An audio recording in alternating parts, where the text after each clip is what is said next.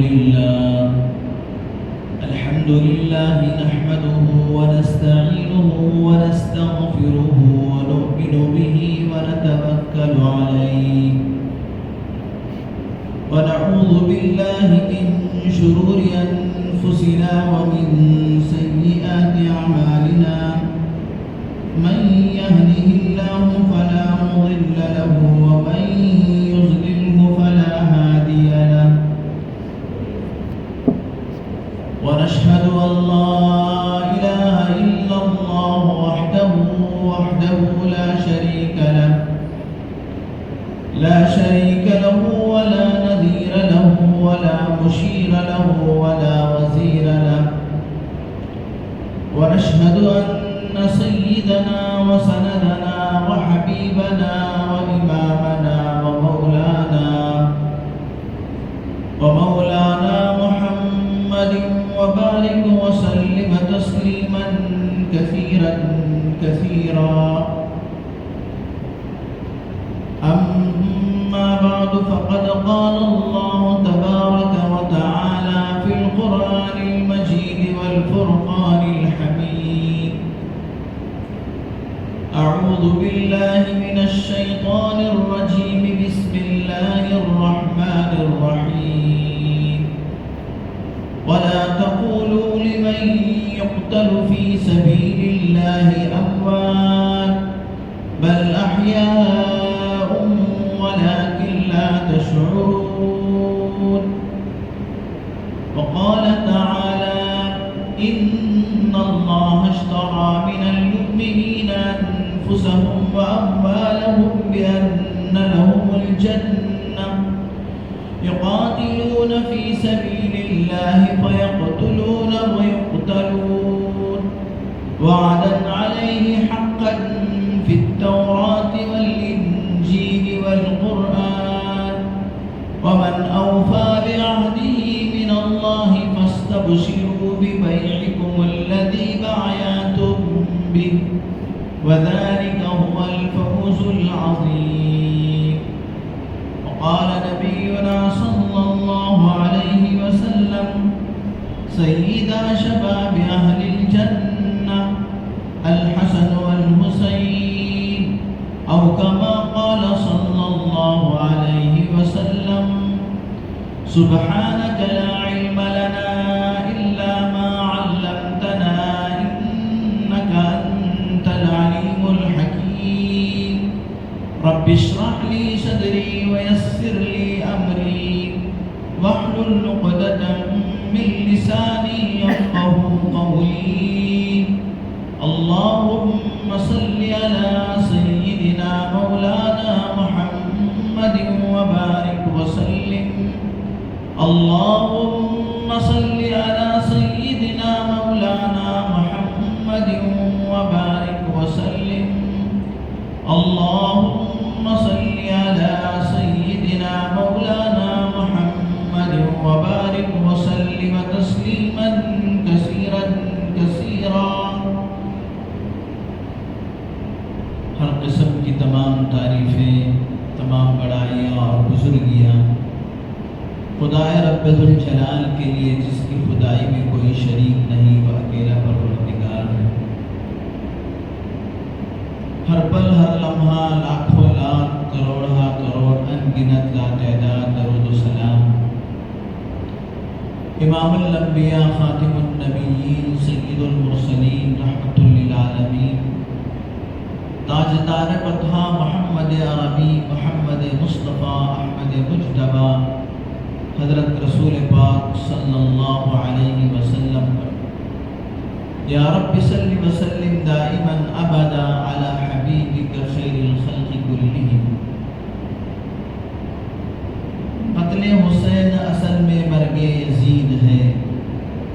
قتل حسین اصل میں مرگ یزید ہے اسلام زندہ ہوتا ہے ہر کربلا کے بعد معزز و محترم سامعین اکرام فرزندان اسلام بہت ہی قابل قدر بزرگوں اور دوستوں آج کا دن بڑا تاریخی دن ہے اور عجیب اتفاق ہے کہ آج عاشورے کا دن ہے، 10 محرم الحرام کا دن ہے اور ساتھ ساتھ جمعۃ المبارکہ ہے۔ ایسا برسوں میں کبھی کبھی ایسا ہوتا ہے، ایک تو فضیلت والا دن عاشورہ اور دوسرے عید المؤمنین یوم الجمعہ۔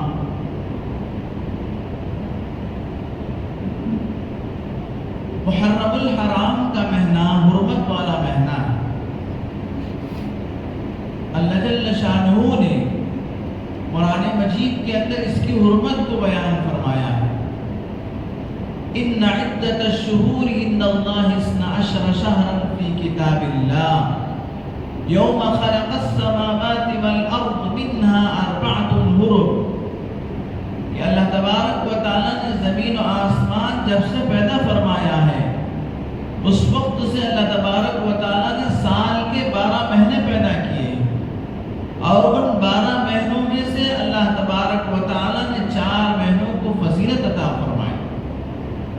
اللہ کے کلام میں تو مطلق ہے کہ 4 مہینے فضیلت والے ہیں، بزرگی والے ہیں، لیکن حضرت رسول پاک صلی اللہ علیہ وسلم نے احادیث مبارکہ کے اندر اس کی تشریح فرمائی۔ وہ 4 مہینے کون سے ہیں؟ ثلاث متوالیات، کہ 3 مہینے مسلسل ہیں، ذی قعدہ کا مہینہ، ذی الحجہ کا مہینہ اور محرم الحرام کا مہینہ۔ یہ 3 مہینے تو پیدر پہ ہیں۔ رمضان کے بعد شوال کا مہینہ، اور شوال کے بعد جو ذی قعدہ کا مہینہ شروع ہوتا ہے، یہ اشہر حرم میں سے ہے، حرمت والے مہینوں میں سے ہے، اور پھر ذی الحجہ کا مہینہ بھی حرمت والے مہینوں میں سے ہے، اور پھر محرم الحرام کا مہینہ بھی حرمت والے مہینوں میں سے ہے، اور پھر رجب المرجب کا مہینہ۔ اور اس محرم الحرام کے مہینے میں جو 10ویں تاریخ ہے، اس تاریخ کو حضرت ابراہیم علیہ نبینا علیہ السلام کے زمانے سے، بلکہ اس سے پہلے ہی سے یہ تاریخ بہت ہی فضیلت اور بزرگی والی تاریخ سمجھی جاتی ہے، اس لیے کہ اس تاریخ کے اندر بہت سارے ایسے واقعات ہمیں ملتے ہیں جو اس تاریخ میں انجام پذیر ہوئے، جس میں اللہ تبارک و تعالیٰ نے ایک تو حضرت آدم علیہ نبینا علیہ السلام کو جب اللہ تبارک و تعالیٰ نے ان کا پتلا بنایا، اور جب روح ڈالنے کا موقع آیا تو کتابوں میں لکھا ہے، تاریخ کی کتابوں میں، اگرچہ کہ احادیث صحیحہ میں یہ باتیں نہیں ہیں، لیکن تاریخ کی کتابوں میں، روایات میں، اسرائیلی روایات کے اندر یہ باتیں ملتی ہیں کہ حضرت آدم علیہ السلام کے جسم کے اندر اللہ نے جو روح ڈالا وہ 10 محرم الحرام کی تاریخ ہے، اور پھر حضرت آدم علیہ السلام کو اللہ جل شانہ نے دنیا کے اندر بھیج دیا ایک غلطی کی وجہ سے، ایک چوک کی وجہ سے۔ تو حضرت آدم علیہ السلام اس غلطی پر، اس چوک پر اللہ تبارک و تعالیٰ سے معافی مانگتے رہے۔ کتابوں میں لکھا ہے کہ 40 سال تک حضرت آدم نے توبہ کی۔ جب اللہ تبارک و تعالیٰ نے حضرت آدم علیہ السلام کی توبہ قبول کرنے کا وقت آیا اور اللہ نے قبول فرمایا، تو محرم الحرام کی 10ویں تاریخ عاشورے کا دن ہے۔ اور پھر حضرت آدم علیہ السلام کو اللہ تبارک و تعالیٰ نے جب دنیا میں اتارا، تو حضرت آدم علیہ السلام کو سری لنکا کے اندر اتارا، جو اس وقت ہندوستان میں تھا، اور حضرت حوا علیہ السلام کو جدہ میں اتارا۔ بہت زمانے کے بعد حضرت آدم کی اور اماں حوا کی ملاقات عرفات کے میدان میں جبل رحمت کے پاس ہوئی، تو کتابوں میں لکھا ہے یہ جو تاریخی ملاقات حضرت آدم کی اور اماں حوا کی برسوں بعد ہوئی، وہ محرم الحرام کی 10ویں تاریخ عاشورے کا دن ہے۔ اور اسی طریقے سے سیدنا ابراہیم خلیل اللہ علیہ السلام جب وقت کی بادشاہت اور وقت کی حکومت کے سامنے اللہ تبارک و تعالیٰ کی توحید کی دعوت دی، لوگ آپ کے مخالف ہو گئے، یہاں تک کہ آپ کا باپ بھی آپ کا مخالف، آپ کا خاندان بھی آپ کا مخالف، آپ کے اس زمانے کے اندر جو حکومت تھی وہ بھی آپ کے مخالف، گاؤں والے بھی آپ کے مخالف، سب مخالف ہو گئے۔ لیکن حضرت ابراہیم علیہ السلام و توحید کے امام تھے، کب وہ لوگوں سے ڈرنے والے تھے۔ ایک ڈٹ ہو کر حضرت ابراہیم علیہ السلام جب ان کا مقابلہ کیا، یعنی حق بات کہی، تو بالآخر حضرت ابراہیم علیہ السلام کو آگ میں ڈالنے کا جو فیصلہ کیا اور آگ میں ڈالا، اور اللہ تبارک و تعالیٰ نے ڈائریکٹ آگ کو حکم دیا، قُلْنَا يَا نَارُ كُونِي بَرْدًا وَسَلَامًا عَلَىٰ إِبْرَاهِيمَ، ہم نے آگ سے کہا کہ اے آگ ابراہیم کے لیے سلامتی کا اور ان کے لیے چین کا، سکون کا، اطمینان کا گہوارہ بن جا۔ تو آگ حضرت ابراہیم علیہ السلام کے لیے بالکل کیا ہے بے اثر ہو گئی۔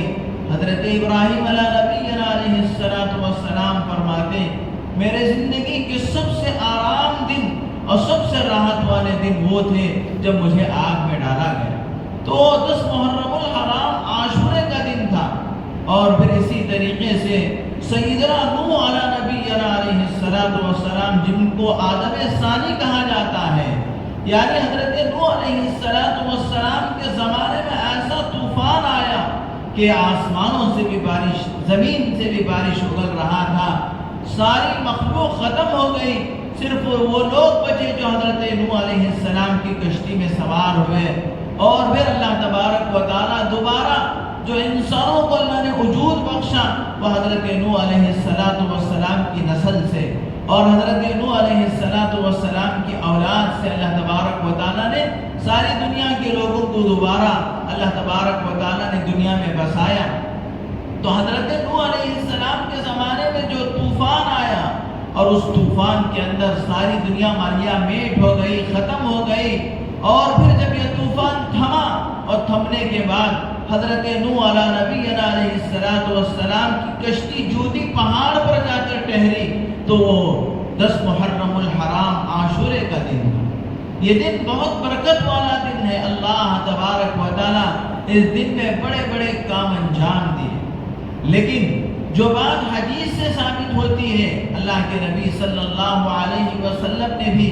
احادیث مبارکہ کے اندر، صحیح احادیث کے اندر جو عاشورے کے متعلق بات ملتی ہے وہ یہ ہے کہ حضرت موسیٰ علیہ السلام جو فرعون کے زمانے میں اللہ تبارک و تعالیٰ کا پیغام لے کے کھڑے ہوئے، حضرت موسیٰ علیہ السلام جب توحید کا پیغام اور اللہ تبارک و تعالیٰ کی وحدانیت کی دعوت دینے لگے تو فرعون آپ کا دشمن ہو گئے۔ حالانکہ ایک زمانے تک حضرت موسیٰ علیہ السلام بچپن میں فرعون ہی کے گھر کے اندر پلے بڑھے۔ اللہ تبارک و تعالیٰ کی قدرت ہے کہ اللہ تبارک و تعالیٰ دشمن کے گھر میں رکھ کر پالنے پر اللہ قادر ہے۔ تو حضرت موسیٰ علیہ السلام کو جب اللہ نے نبوت سے نوازا، حضرت موسیٰ علیہ السلام اللہ تبارک و تعالیٰ کی توحید و وحدانیت کی دعوت دی، تو فرعون جو انا ربکم الاعلی کا دعویٰ کیا کرتا تھا،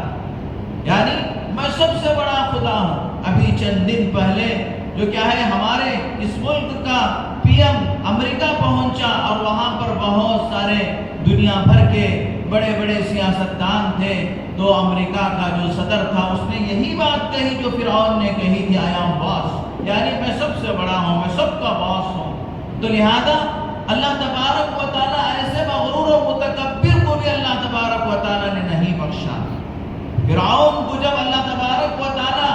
غرق کرنے کا وقت آیا، اسے تباہ و برباد کرنے کا وقت آیا، اس کے غرور کو خاک میں مٹی میں ملانے کا وقت آیا، تو فرعون نے حضرت موسیٰ علیہ السلام کا پیچھا کیا۔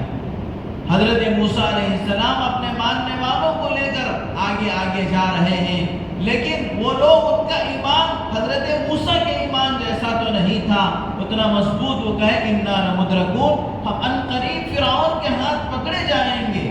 ہم غرق ہو، ہم کیا ہے تباہ ہو جائیں گے۔ لیکن حضرت موسیٰ علیہ السلام نے کہا ان معی ربی سیہدین، میرے ساتھ تو میرا پروردگار ہے، وہ مجھے راستہ ضرور دکھائے گا، وہ میری رہبری و رہنمائی کرے گا، اور اللہ تبارک و تعالیٰ مجھے ضائع نہیں کرے گا، اس لیے کہ میں اللہ تبارک و تعالیٰ کی توحید کو ماننے والا ہوں، اللہ تبارک و تعالیٰ کی وحدانیت کو ماننے والا ہوں۔ جب یقین کے ساتھ بندہ اللہ پر ایمان لاتا ہے تو ہر تنگی سے اللہ تبارک و تعالیٰ اس کے لیے راستہ نکال دیتے ہیں۔ وَمَن يَتَّقِ اللَّهَ يَجْعَل لَّهُ مَخْرَجًا وَيَرْزُقْهُ مِنْ حَيْثُ لَا يَحْتَسِبُ۔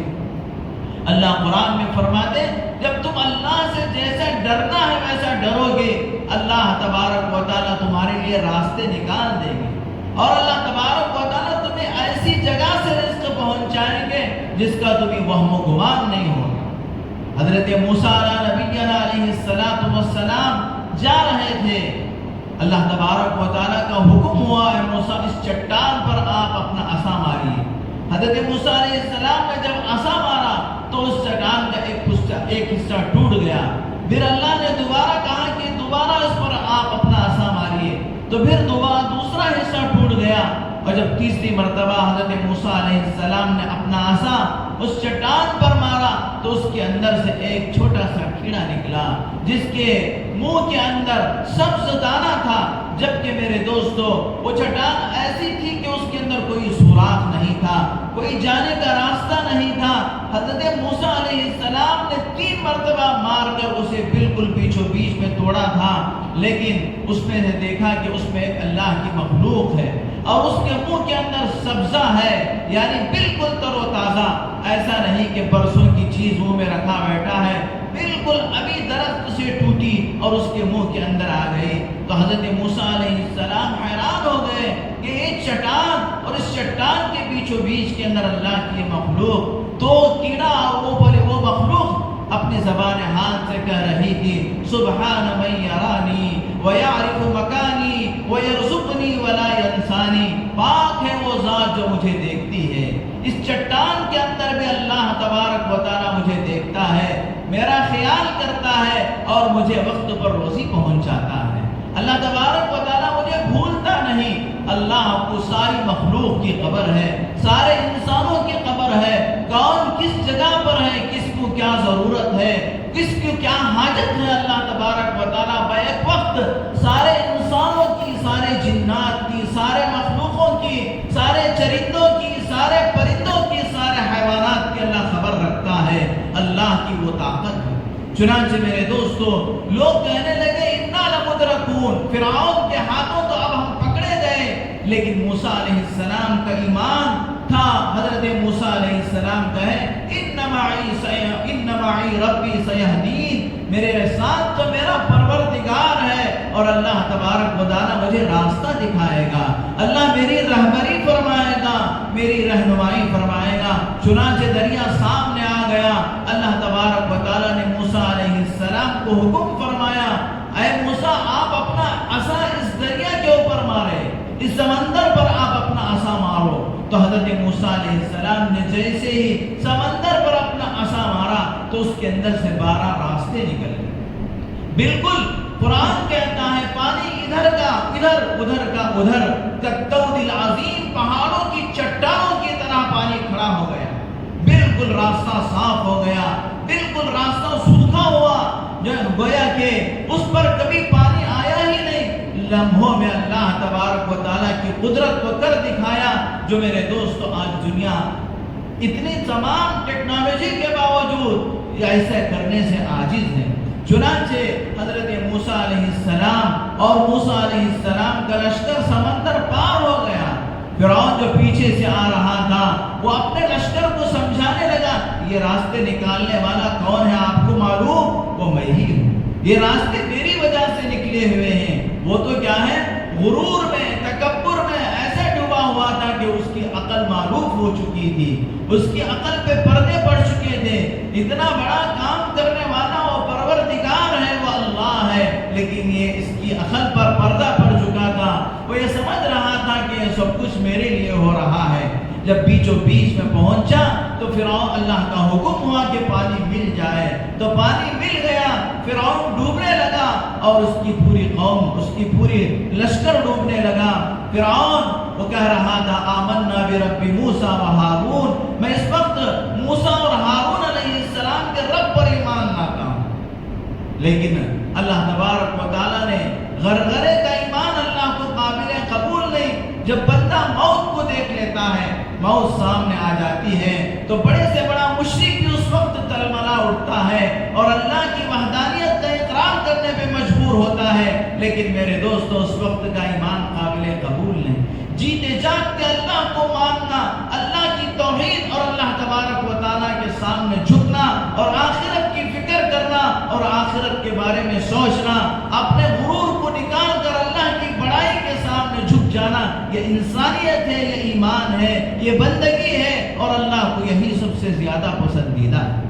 چنانچہ اللہ تبارک و تعالیٰ نے وقت کا مغرور و متکبر فرعون کو اللہ نے دریائے قلزم کے اندر ڈبو دیا اور موسیٰ علیہ السلام کو پار لگا دیا۔ وہ میرے دوستو محرم الحرام کی یعنی آج کی تاریخ 10 محرم الحرام عاشورے کا دن ہے۔ یہ دن اتنا بڑا دن ہے کہ اس دن اللہ تبارک و تعالیٰ نے بڑے بڑے کام سر انجام دیے، اور اسی طریقے سے جب اللہ کے رسول حضرت محمد الرسول اللہ صلی اللہ علیہ وسلم مکے سے مدینہ گئے اور آپ نے دیکھا کہ مدینے کے یہودی اس دن روزہ رکھ رہے ہیں، اللہ کے رسول صلی اللہ علیہ وسلم نے ان سے پوچھا کہ آپ کے اس دن روزہ رکھنے کا کیا سبب ہے، کیا وجہ ہے؟ تو ان لوگوں نے کہا کہ ہمارے پیغمبر حضرت موسیٰ علیہ السلام کو اللہ نے آج کے دن نجات عطا فرمایا، اس خوشی میں ہم روزہ رکھتے ہیں۔ تو اللہ کے نبی صلی اللہ علیہ وسلم نے فرمایا موسیٰ علیہ السلام کا رشتہ تو ہم سے بہت قریبی ہے، تم سے زیادہ ہم موسیٰ کے قریبی ہیں، اس لیے کہ وہ بھی اللہ کے نبی تھے اور میں بھی اللہ کا نبی ہوں۔ ان کے پاس بھی جبرائیل اللہ کی وحی لے کر آتے تھے، میرے پاس بھی جبرائیل اللہ کی وحی لے کر آتے ہیں، لہذا ہمارا حق بنتا ہے کہ ہم اس شکریہ میں ہم بھی روزہ رکھیں۔ لہذا عاشورے کے روزے کے بارے میں اللہ کے نبی صلی اللہ علیہ وسلم نے فرمایا عاشورے کے دن کا روزہ مجھے امید ہے کہ اس کی وجہ سے اللہ تبارک و پچھلے 1 سال کے گناہ معاف فرما دیں گے۔ اور پھر میرے دوستو اللہ کے نبی صلی اللہ علیہ وسلم نے فرمایا اگر میں اگلے سال زندہ رہوں گا تو ان یہودیوں کی مخالفت میں 2 روزے رکھوں گا، یا تو 9 اور 10 کا روزہ یا تو 10 یا 11 کا روزہ۔ اللہ اکبر! اللہ کے نبی کی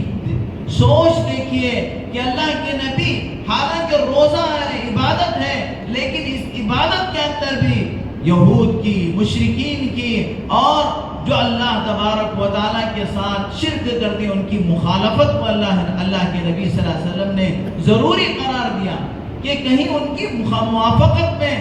اللہ کے پاس پکڑا نہ جائے، اس لیے کہ اللہ کے نبی صلی اللہ علیہ وسلم نے فرمایا من تشبہ بقوم فہو منہم، جو جس قوم کی مشابہت اختیار کرتا ہے کل قیامت کے دن اللہ تبارک و تعالیٰ اس کو اسی قوم میں اٹھائیں گے۔ اللہ کے نبی صلی اللہ علیہ وسلم نے فرمایا ان یہودیوں کی مخالفت میں ہم 2 روزے رکھیں گے کہ کہیں ایک روزہ رکھنے سے ان کی موافقت نہ ہو جائے۔ میرے دوستو یہاں پر سوچنے کی بات ہے، عبادت کے اندر روزہ عبادت ہے، عبادت کے اندر بھی اللہ کے نبی نے موافقت اور مخالفت کے طریقے کو اپنایا ہے۔ جبکہ میرے دوستو آج کے معاشرے کے اندر یہ ماڈرن جو زمانہ ہے اس کے اندر بہت سارے مسلمانوں کے طریقے کھانے پینے کے، رہن سہن کے، شادی بیاہ کے ایسے ہیں جس کے اندر ہم ہو بہو شانہ بشانہ یہودیوں کے، مشرکین کے، غیروں کے طریقے پہ چلتے ہیں۔ اور میرے دوستو یہ محرم الحرام کا مہینہ شروع ہی سے بڑا محترم مہینہ ہے اور 10 محرم الحرام عاشورے کا دن پہلے ہی سے فضیلتوں والا، بزرگیوں والا دن ہے، لیکن آخر میں اللہ کے نبی حضرت محمد الرسول اللہ صلی اللہ علیہ وسلم کے نواسے سیدنا حضرت حسین رضی اللہ تعالیٰ عنہ کی شہادت کی وجہ سے اس مہینے کی تاریخ اور اس کی فضیلت کے اندر 4 چاند لگ گئے۔ شہادت ایک بہت بڑا اونچا مرتبہ ہے. لوگ اس شہادت کے مرتبے کو اور اس کے مقام کو نہ سمجھنے کی وجہ سے اسے نحوست سمجھتے ہیں اور اسے کیا ہے میرے دوستوں منحوسیت سمجھتے ہیں. لہذا کتنے مسلمان ایسے ہیں کہ محرم کے مہینے کو منحوس سمجھ کر، سفر کے مہینے کو منحوس سمجھ کر ان مہینوں کے اندر نہ کوئی نیا گھر خریدتے ہیں، نہ شادی بیاہ کرتے ہیں، نہ کوئی اور اچھا کام کرتے ہیں. یہاں تک کہ میرے دوستوں آج کیا اتنے اللہ تبارک و تعالیٰ نے اپنے فضل سے آج کا ماحول ایسا بنا دیا کہ ہر جگہ آپ کو پڑھ جاننے والے مل جائیں گے، علماء مل جائیں گے، اور ہر جگہ اللہ کے فضل و کرم سے دعوت و تبلیغ کی محنت کی وجہ سے اور علماء کے وعظوں اور تقریروں کی وجہ سے حق کا حق اور باطل کا باطل ثابت ہو چکا ہے. کہ دودھ کا دودھ پانی کا پانی یا لوگوں کو معلوم ہو چکنے کے باوجود کتنے ایسے لوگ ہیں جو محرم کے مہینے میں ایسے بدعات اور خرافات کر بیٹھتے ہیں جن کا اسلام سے کوئی تعلق نہیں. میرے دوستوں محرم کے مہینے میں لوگ پنجے اور محرم کے مہینے میں لوگ تعزیے، یہ سب کیا ہے؟ یہ شرک ہے میرے دوستوں. وہ بھی اللہ کے نبی صلی اللہ علیہ وسلم کے پاک اور پاکیزہ خاندان کے نام پر کہ 5 انگلیوں میں 5 نام لکھ کر عورتیں اس بہانے سے ان پنجوں کو دیکھنے کے لیے ان کے سامنے وہ پیتل کے ٹکڑے کے سامنے سجدہ کرنے کے لیے گھروں سے رات کے 12 بجے نکلتے ہیں اور میرے دوستوں سجدہ کرتے ہیں. جب ایک آدمی مورتی کو پوچھتا ہے تو وہ مشرک ہے. کیا تم پیتل کے سامنے سجدہ کر رہے ہو؟ پنجوں کے سامنے تم سجدہ کرو گے تو کیا تم مشرک نہیں رہو گے؟ دوستوں آج کیا ہے یہ چیزیں ہمارے اندر کیسے آ گئی؟ یہ چیزیں ہمارے اندر کیسے آ گئی؟ یہ چیزیں ہمارے اندر ایک بہت بڑی سازش کے ذریعے سے کہ یہود و نصارہ نے اور اللہ کے نبی کے زمانے سے یہود و نصارہ یہ کیا ہے منافقین جو مسلمانوں کے صفوں میں مسلمانوں کا لبادہ اوڑھ کر، مسلمانوں جیسی داڑیاں چھوڑ کر، مسلمانوں جیسی ٹوپیاں پہن کر. میرے دوستوں ٹوپی پہننے کا نام اسلام نہیں ہے. ٹوپی تو میرے دوستوں مہاراشٹر کے ہندو بھی پہنتے ہیں. میرے دوست داڑھی رکھنے کا نام مسلمان نہیں ہے. داڑھی تو سکھ بھی رکھتے ہیں. میرے دوست اسلام اور مسلمان اصل چیز عقیدے کا نام ہے. دل سے اللہ تبارک و تعالیٰ کی وحدانیت کو ماننا، خدا کے سوا کسی کے سامنے سر نہیں جھکانا. میرے دوستو حضرت بی بی فاطمہ سے پردہ سیکھے. آج کیا ہے فاطمہ کے بچوں کے نام پر، فاطمہ کے نام پر ہماری عورتوں کو ہم بے پردہ کر کے پنجوں کے سامنے جھکنے پہ مجبور کر رہے ہیں. جبکہ حضرت فاطمہ نے انتقال کے وقت اپنے شوہر حضرت علی سے کہا یہ علی میرا انتقال ہو رہا ہے، میری نماز جنازہ رات میں پڑھانا کہ میرے جنازے پر بھی کسی غیر کی نگاہ نہ پڑے. اللہ کے نبی صلی اللہ علیہ وسلم کا گھر اس طرف تھا، فاطمہ رضی اللہ تعالی عنہا کا گھر سامنے تھا. حضرت فاطمہ اپنے باپ کو دیکھنے کے لیے پیارے نبی حضرت محمد الرسول اللہ صلی اللہ علیہ وسلم کی ملاقات کے لیے بار بار زیادہ تر اللہ کے نبی حضرت عائشہ رضی اللہ تعالی عنہا کے حجرے میں رہتے تھے. بار بار حضرت عائشہ اپنے باپ کی محبت میں آ جایا کرتی تھی. حضرت عائشہ نے فرمایا اے فاطمہ آپ کا آنا تو اچھا لگتا ہے لیکن آپ کا گھر سے بار بار نکلنا اچھا نہیں لگتا. آپ کا گھر سے بار بار نکلنا اچھا نہیں لگتا، آپ کا آنا تو اچھا لگتا ہے. کتنی پیاری بات حضرت عائشہ نے کہا. اتنے میں اللہ کے نبی حضرت محمد الرسول اللہ صلی اللہ علیہ وسلم گھر تشریف لاتے ہیں. سامنے فاطمہ بیٹھی ہوئی ہے اور حضرت عائشہ رضی اللہ تعالیٰ عنہ بیٹھے ہوئے ہیں. اللہ کے نبی تشریف لاتے ہیں. حضرت عائشہ فرماتے ہیں اللہ کے رسول حضرت فاطمہ بار بار آتی ہے یہ بہت اچھا ہے لیکن گھر سے بار بار نکلنا اچھا نہیں ہے. اللہ کے نبی پوچھتے ہیں پھر تو کیا فاطمہ کو منع کر دے؟ حضرت عائشہ کہتی ہیں نہیں اللہ کے رسول میں چاہتی ہوں کہ ہمارا گھر ان کا گھر آمنے سامنے ہے، گھر کی دیوار میں ایک کھڑکی کھول لیا جائے اور وہاں سے حضرت فاطمہ آپ کو بات کر لے. یہ پردے کے بھی زیادہ لائق ہے اور یہ پردے کے بھی زیادہ مناسب ہے اور آپ سے بات بھی ہو جائے گی. پردے کا اتنا اہتمام کہ حضرت حسین رضی اللہ تعالیٰ عنہ کربلا کے میدان میں ہیں. حضرت حسین رضی اللہ تعالیٰ عنہ کو دھوکے سے یزیدیت میرے دوستوں حسین اور یزید کی جنگ نہیں ہے، بلکہ حسینیت اور یزیدیت کو سمجھ رہا ہے۔ حسینیت کیا ہے؟ حسینیت صدق اور سچائی کا نام ہے، یزیدیت کذب اور جھوٹ کا نام ہے۔ حضرت حسین رضی اللہ تعالیٰ جب کیا ہے کربلا کے میدان میں پہنچے ہیں، اپنے 72 ساتھیوں کو لے کر حضرت حسین پہنچے ہیں۔ حضرت حسین کو دھوکے سے بلایا گیا، جیسے حضرت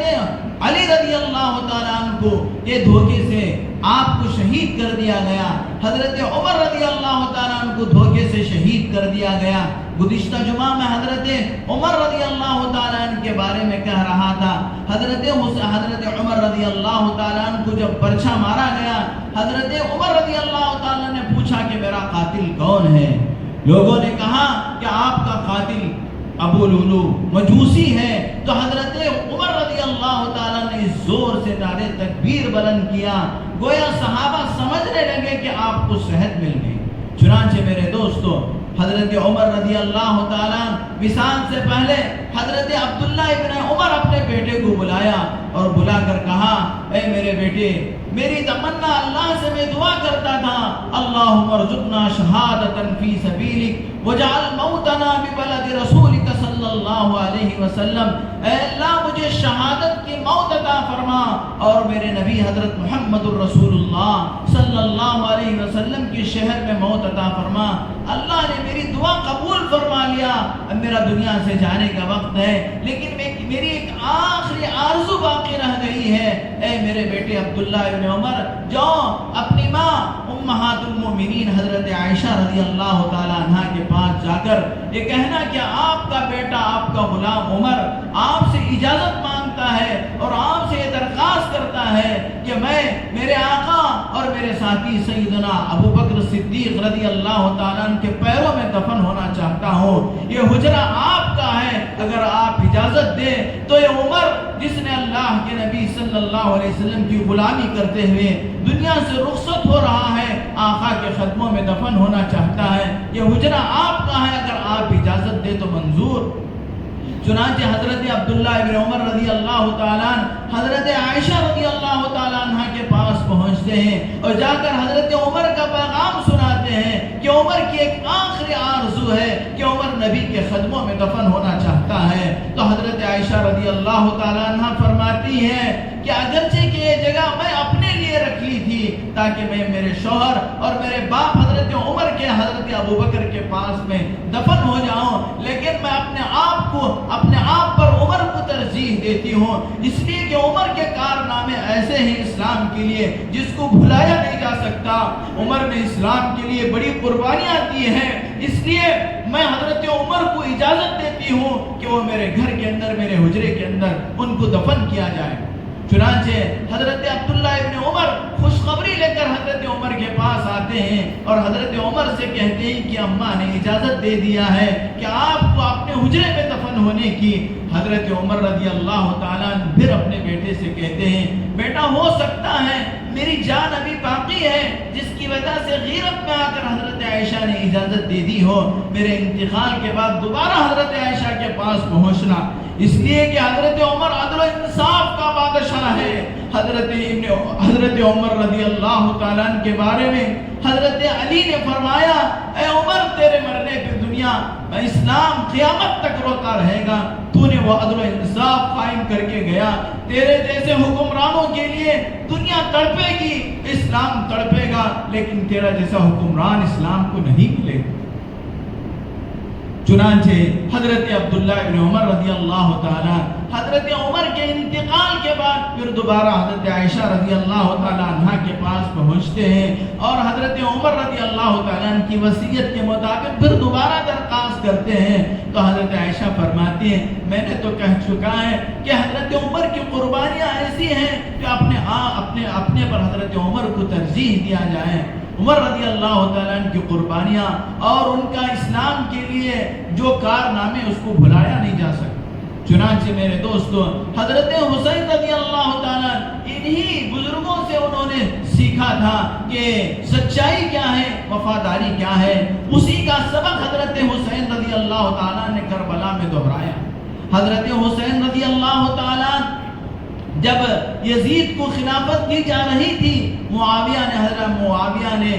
رضی اللہ تعالیٰ اور لوگوں نے یزید کو خلافت دینے کا فیصلہ کیا تھا، اس وقت حضرت حسین رضی اللہ تعالیٰ عنہ کے ماننے والے اور حضرت حسین رضی اللہ تعالیٰ عنہ کے چاہنے والے 90 سے زیادہ فیصد میں تھے، 90 سے زیادہ. لیکن ان لوگوں نے کہا اگر آپ چاہیں تو ہم آپ کے لیے اس کے لیے مقابلہ کریں، لیکن حضرت حسین نے کہا کہ میں حکومت کے خاطر مسلمانوں کے خون بہانا نہیں چاہتا. یہی وہ جملہ حضرت عثمان غنی رضی اللہ تعالیٰ عنہ کا تھا. بلوائیوں کے بارے میں صحابہ نے پوچھا اگر آپ حکم دیں تو یہ بلوائی جو آپ کے پیچھے پڑے ہوئے ہیں ان کو چٹکیوں میں مسل دیا جائے گا. لیکن حضرت عثمان نے کہا تھا میں مدینہ شہر کو آپ کی امت کے خون سے رنگین کرنا نہیں چاہتا، میں اپنی شہادت پیش کرنے کے لیے تیار ہوں. چنانچہ حضرت حسین رضی اللہ تعالیٰ اپنے 72 ساتھیوں کے ساتھ کربلا کے میدان میں پہنچتے ہیں اور حضرت حسین رضی اللہ تعالیٰ بڑی بہادری کے ساتھ دشمنوں کا مقابلہ کرتے ہیں. اور جب عصر کا وقت آتا ہے تو حضرت حسین رضی اللہ تعالیٰ اپنے خیمے میں پہنچتے ہیں جہاں پر مستورات تھی، اور اپنی بہن حضرت زینب بنت علی کو بلا کر حضرت حسین رضی اللہ تعالیٰ 2 باتوں کی وصیت کرتے ہیں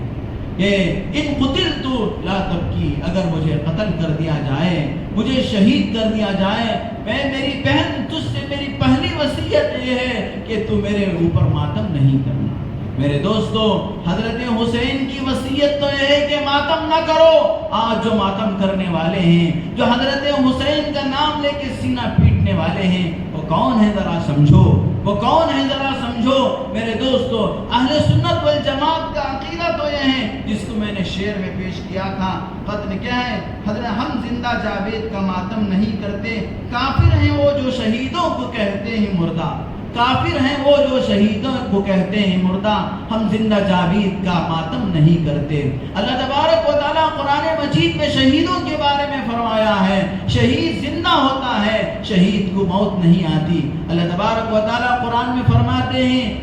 یا ایھا الذین آمنوا استعینوا بالصبر والصلاۃ ان اللہ مع الصابرین ولا تقولوا لمن يقتل في سبيل الله اموات بل احیاء ولكن لا تشعرون. میرے دوستوں، اللہ فرماتے ہیں کہ جو اللہ کے راستے میں شہید ہو جاتے ہیں ان کو مردہ مت کہو، وہ زندہ ہیں، اللہ کی طرف سے انہیں رزق دیا جاتا ہے. شہادت ایک بہت اونچا مرتبہ ہے. اگرچہ کہ حضرت حسین رضی اللہ تعالیٰ عنہ کی شہادت سے ہمارے دلوں کو تکلیف ہوتی ہے، لیکن میرے دوستو شہادت کا مقام بہت اونچا مقام ہے. اللہ کے نبی صلی اللہ علیہ وسلم نے فرمایا لَأُدِدْتُ فِي سَبِيلِ اللَّهِ لَأُدِدْتُ أَنْ أُقْتَلَ فِي سَبِيلِ اللَّهِ ثُمَّ أُحْيَا ثُمَّ أُقْتَلْ ثُمَّ أُحْيَا ثُمَّ أُقْتَلْ ثُمَّ أُحْيَا ثُمَّ أُقْتَلْ. اللہ کے نبی نے فرمایا میری دلی خواہش یہ ہے کہ مجھے اللہ کے راستے میں شہید کر دیا جائے اور پھر مجھے زندہ کیا جائے اور پھر میں شہید ہو جاؤں، پھر مجھے زندہ کیا جائے پھر میں شہید ہو جاؤں، پھر مجھے زندہ کیا جائے پھر میں شہید ہو جاؤں.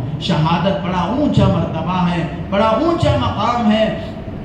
چنانچہ ایک نصیحت تو حضرت حسین نے اپنی بہن سے کہا اے میری بہن جب میں شہید ہو جاؤں تو مجھ پر رونا نہیں، مجھ پر ماتم نہیں کرنا، سینہ کوبی نہیں کرنا. اور دوسری وصیت یہ ہے کہ اے میری بہن جب میں شہید کر دیا جاؤں اور ہجوم لگ جائے تو اس بات کا خیال کرنا تم اپنے خیموں سے باہر نہیں نکلنا اور تمہاری بے پردگی نہیں ہونا، تمہارے دوپٹوں سے سر نہیں، تمہارے سروں سے دوپٹہ نہیں سرکنا. آج میرے دوستو حضرت حسین کے ماتم کے نام سے کتنی عورتیں باہر نکل کر میرے دوستو اپنی بے حیائی اور اپنی بے راہ روی کا ثبوت پیش کرتے ہیں. یہ حسینیت ہے یا یزیدیت ہے، اس کو سمجھنے کی ضرورت ہے. آج میرے دوستو کتنے لوگ حضرت حسین کی شہادت کے وقت کتا بندر اور چیتا وغیرہ بن کر پینٹ لگا کر ناچتے ناچتے ہیں، اور کتنے لوگ ایسے ہیں جو حضرت حسین کے نام کا تف بجاتے ہیں، تالیاں پیٹتے ہیں، اور میرے دوستو کیا کیا کرتے ہیں۔ یہ سب چیزیں کیا ہیں؟ شریعت نے ان چیزوں سے منع کیا ہے، لیکن خاندان نبوت کے نام پہ شریعت کی دھجیاں اڑائی جاتی ہیں۔ کل قیامت کے دن، قیامت کے میدان میں ایک طرف حسین ہوں گے اور ایک طرف یہ لوگ ہوں گے جو حضرت حسین کے نام پہ شریعت کا کھلواڑ کیے تھے۔ حضرت حسین ان سے برابر کا حساب لیں گے۔ حضرت حسین ان سے پوچھیں گے کہ کیا تم نے میری شہادت سے یہی سبق سیکھا تھا؟ جبکہ میں نے اپنی شہادت پیش کر دیا کہ تاکہ نانا کے دین پر کوئی دھبا نہ آئے، میرے نبی کا دین قیامت تک جیسے اللہ کے نبی نے ہم تک پہنچایا ویسے باقی رہے۔ لہذا میرے دوستو، آج کا دن جو شہادت کا دن ہے، عاشورے کا دن ہے، ہمیں اس بات کا سبق دیتا ہے کہ ہم سچائی کے دامن کو مضبوطی کے ساتھ پکڑے، شریعت کے دامن کو صداقت کے ساتھ پکڑے۔ ہم کیا ہے؟ ایسے ویسوں کی بات جس کا شریعت میں، قرآن میں، حدیث میں کوئی ثبوت نہیں، ایسے چیزوں کے ذریعے سے گمراہ ہونے سے خود بچیں اور دوسروں کو بچانے کی کوشش کریں۔ اللہ تبارک و تعالی ہم تمام کو دین حق پر ثابت قدم رکھے، اور اللہ تبارک و تعالی ہم کو شریعت مطہرہ کے مطابق زندگی گزارنے کی اللہ تعالیٰ توفیق عطا فرمائے۔ آمین۔ وآخر دعوانا الحمدللہ رب العالمین۔